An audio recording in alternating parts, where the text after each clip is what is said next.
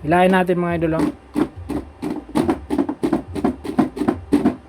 Para naman hindi lumuwagan yung mga connection dito sa breakers, dito sa mga controllers, ang ginagamit ko mga idol ay crimper at mga terminal peros. So, dito, sample natin.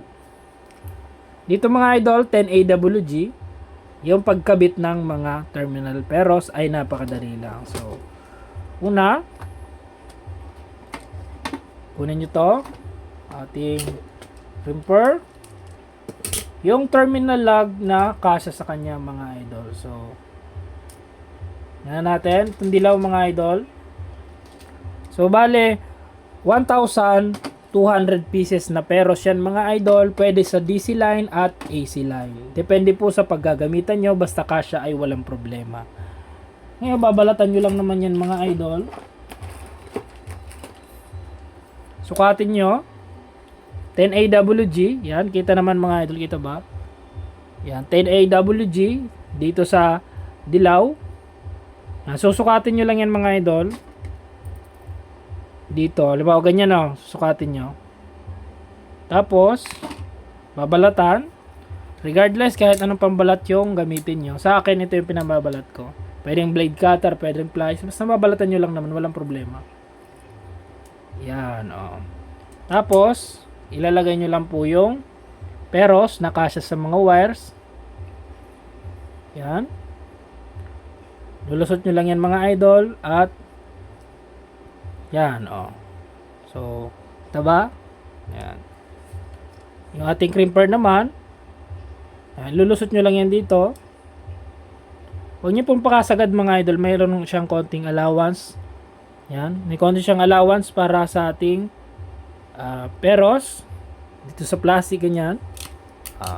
Tapos kita nyo naman mga idol yung finished product ko. May groove siya. Ibig sabihin pagka in-screw nyo sa mga breakers nyo, lalapat siya sa breaker at hindi po mabubunot. So goods na goods yan mga idol. Isa pa yung itim naman mga idol. Ganun lang din naman. So kukuha kayo ng peros. Sukatin nyo.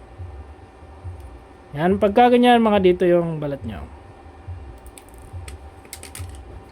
So, dito yung balat.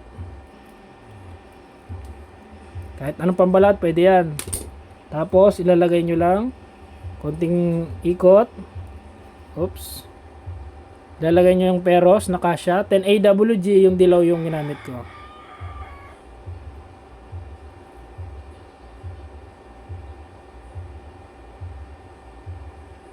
So, yan.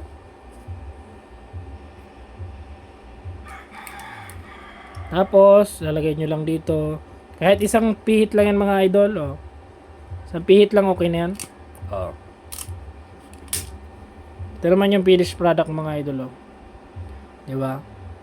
Pag nilagay nyo yan sa breaker, ay goods na goods yan. I-try natin mga idol. So, patayin muna natin to.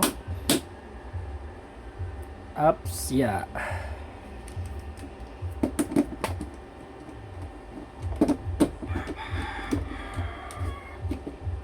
Lagay natin.